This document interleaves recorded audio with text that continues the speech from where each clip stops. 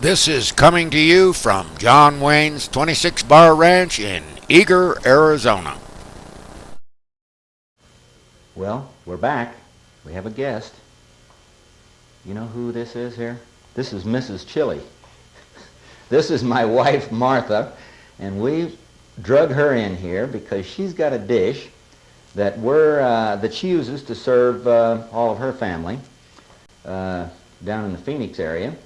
Of course, she's from 13 brothers and sisters, so you can imagine that this is, once you set up for it, it's easy to serve all of them. And they like it. This is truly from the Southwest. And what are we cooking today, Martha? Okay, this is really a very versatile dish. I call it loco chili. Loco chili. In that, it has a couple of ingredients that might be considered a little out of the ordinary. Loco. Yes, loco. Okay. One, we do use chorizo, which is a Mexican sausage, and we kind of jazz it up just a bit with a little tequila. Tequila, okay. So before we get started, I think perhaps it might be a nice idea to show the people how to make chorizo. Okay. The ordinary chorizo that the Mexicans use is made with pork. Pork is a little heavy and a little greasy. So a lot greasy. I like to use beef. Okay. So we'll get started with Chorizo. Let's make up some chorizo. You get over there and get the meat. Now, this meat that she has today is fairly lean because, like she said, you know, the real chorizo you get from Mexico, they use quite a bit of fat in it. We're just using 2 pounds, is 2 pounds, isn't it? 2 pounds of ground beef. Now it can be a good grade or it can be a little, you know, just ground inexpensive. beef. It doesn't have to be ground chuck or anything. So you don't have to have that real expensive ground meat for this. So we're going to put 2 pounds of ground beef. Okay, now what goes next? Then we're going to add 2 tablespoons. There, I think your measuring spoons are right over there. Them. You got that off? Nope. What'd you do? Did we? You know, I flunked lids. You flunked lids? Flunked lids. All right. 2 tablespoons of vinegar. All right. Let's get it over here so they can see it. Right in here. There we go. 2 tablespoons of vinegar. And then what do we put in okay, that? Now the vinegar, you know, tell them a little bit about the vinegar, or I'll tell them. It's the vinegar is kind of a preservative. See, it helps to preserve the meat. I was going to get to that in just a moment. Okay. We're going to put 2 tablespoons of old tequila. Bust head. Okay. As I think you said. And you know, you don't have to use the real. You don't have to use tequila if you don't want to. It will not deter the flavor of your meat. All right. Now let's get this stuff out of the way over here. Now what goes in next? Now we're going to use a ½ a cup of Jack Creek chili mix. Uh-oh, she's giving me a cheap plug here. Now, if you do not have any of this Jack Creek chili mix, you may substitute 3 tablespoons of chili powder, 1 teaspoon comino, all right, 1/2 teaspoon oregano, all right, 1/2 teaspoon garlic salt, and pepper to taste. All right, we're going to go ahead and use the prepared stuff today. Let's put it right up over here. There you go. You got enough there? Yep, just enough. Just enough. Okay, that's good. Now what? Now we're going to put that in there. We're going to mix it up real good. Now, is that all we have? We've got everything in now? Everything's in here now. All right, we're going to mix this all up. We're going to mix this now up. What are we going to do with it? And we're going to refrigerate it for 3 days. Now, what I'm going to use today, I cheated a little. I did prepare it ahead of time so it would be well aged. She's learning. She cheats at it too. So we're going to mix this up well, and we're going to put it in the refrigerator and let it set for 3 days. After this time, it can be frozen. It should be frozen if it is not used. It shouldn't be left in the refrigerator for too long a time. Now, an important thing also to remember would be Let me mix that for you. See how he is? You ought to see when I get to knives what he does.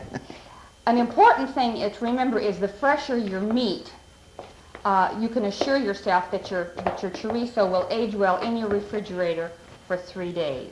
What do we got going next here, Martha Lou? Okay, now what we're going to do is we're going to take these lovely Anaheim chilies and we're going to split them down the center of each one of them. Now, are you going to I'll handle let the you- knife? I'll let you do that. I'm going Okay. to do that. All right. You want to do it on the inside of the chili, right? Right. And we And just split them down like that? It's good Yeah, enough? Right. Don't go all the way through. Okay. And the important thing on this too is if you can get nice flat chilies, the flatter the chilies, the better they are to handle.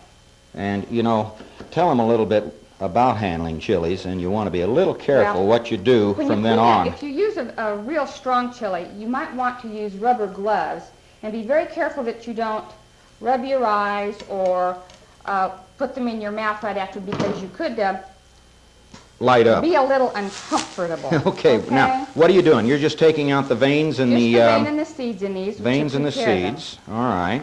So, Now, how we... while we do this, I'm going What's next? to What? get half a pound Okay, I'll do of that. chorizo. We'll just keep this here for a second because that pan's a little bit hot.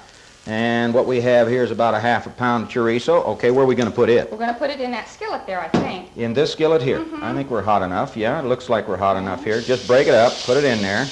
We're going to need any oil in here. That stuff looks pretty... Where's our mixing spoon? You bring any mixing spoons? I did. Where are they at? I don't know. Where's my mixing spoons? Oh, it's in with the chorizo. Oh, all right. Okay? Here we go. We'll use that one for the time being. And all we're doing here is we're just going to brown this, right? Right. All right. Since that is very lean, I Yeah, put let's just a little oil in better there. put just a Okay? little in there. There we go. All right. Okay, now we're going to chop up 1 cup of fresh mushrooms. Fresh mushrooms. You want me to chop them or you chopping? No, I think I can do that. All right. You need your glasses? No. Keep your fingers out from underneath that thing. What are I you going to do? Take the stems I off take first? the stems out first. All right. Let me do those. You start chopping. Let me get the stems out. And you can chop those up. It's no wonder that I don't cook much because... Yes, she does cook. She cooks an awful lot. Okay, here See now. how well I'm doing this? See? No fingers. Please, keep them out of there. All right, now how many do we have here? Well, I don't know. We're going to have enough for a cupful. About a cupful, This say. really So, does sound a little strange, putting mushrooms in chorizo, but the versatility of this dish enables you to use it for any meal that you might want to serve it. It would make a nice main dish, as we're going to use today, or as an accompanying dish with turkey. It would be lovely to serve with brunch, maybe a poached egg on a English muffin. well, just use it for a lot of different things. For anything What, you let's see now.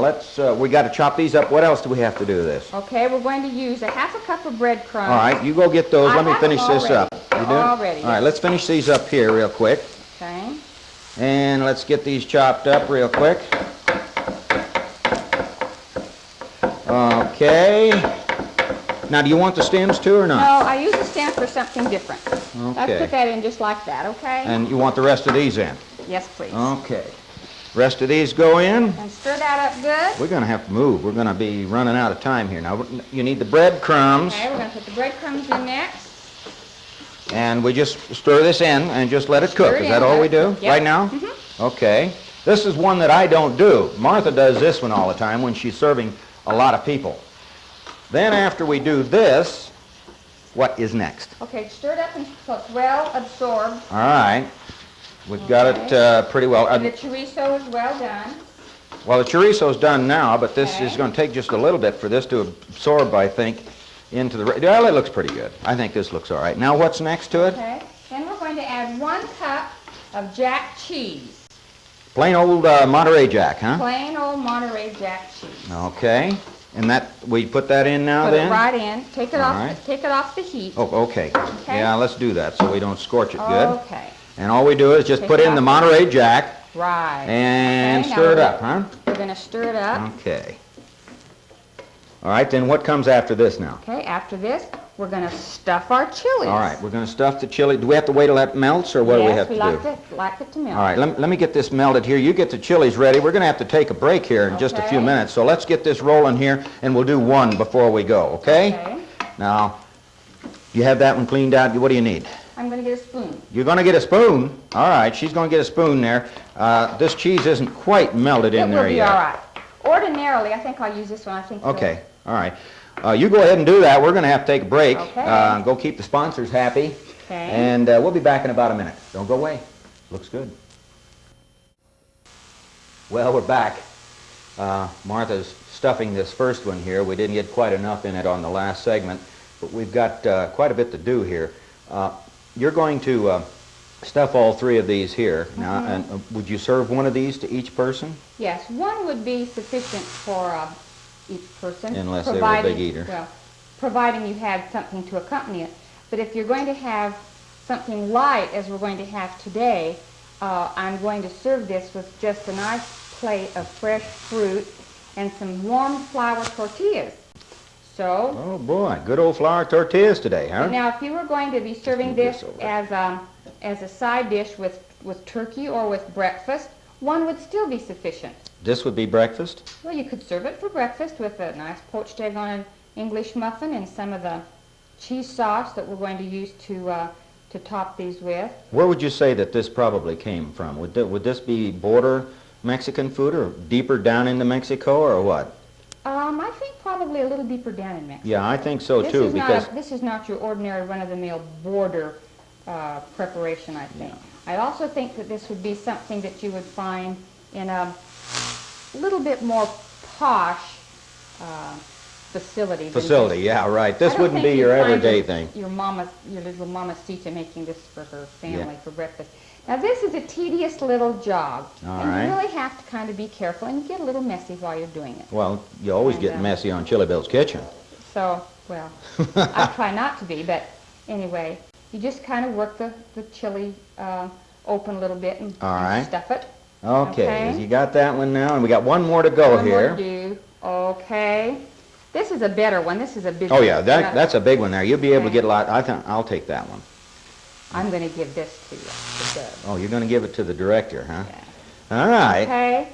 Now, this mix actually should be allowed to sit for about 10 minutes before you... it firms up then. Yes, it does. And you also want to make sure that you don't have a lot of the juice in it. Yeah. So, well, we didn't drain this. We probably should have drained that, yes, I shouldn't we? usually do drain it. And that so one got away from me. Oh, and so what? Then just drain off the excess fat and just drain off the excess juice that's in the bottom of the pan. All right. Now, do we have these all stuffed now? Yeah, ready to go? Stuff them, and we're going to put them in a baking dish. All right. Where's our baking dish? Well, I'm going to get it in just a moment. All right. Okay. Take that away. Take that away there. Let's see. Is this the one over here? Yeah. That one there. Okay. Okay. Now we're going to place these in an ungreased baking dish. Ungreased. Ungreased baking dish.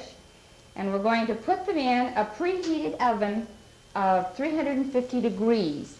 And they should be allowed to bake for 45 minutes. 45? Should be. All right. Now you're going to serve me now? I'm going to serve you. All right. Here, let me get this over to you. Put it right over here. Okay. See if we can get these out of the pan. Yeah. Now what do we've got our beautiful fruit plate here, and with all those good Mexican type fruits, and are you going to get that cheese cut? Yeah, you're going to get that cheese cut. Now you better get one for yourself there, and then I'll take a little bit of extra of the cheese sauce. Let me have a little bit of that cheese sauce. We have the nice warm flour tortillas. We got the flour tortillas. Oops, I'm put that more of the cheese on there. Look. It's going to be hot enough for you. There's a little warmer up there. We've got old lumbre verde here, you know, that I'll put on mine.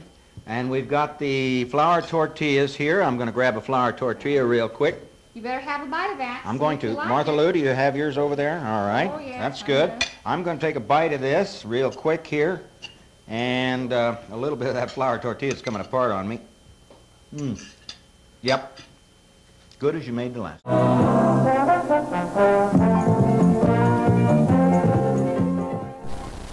This was brought to you from John Wayne's 26 Bar Ranch in Eager, Arizona.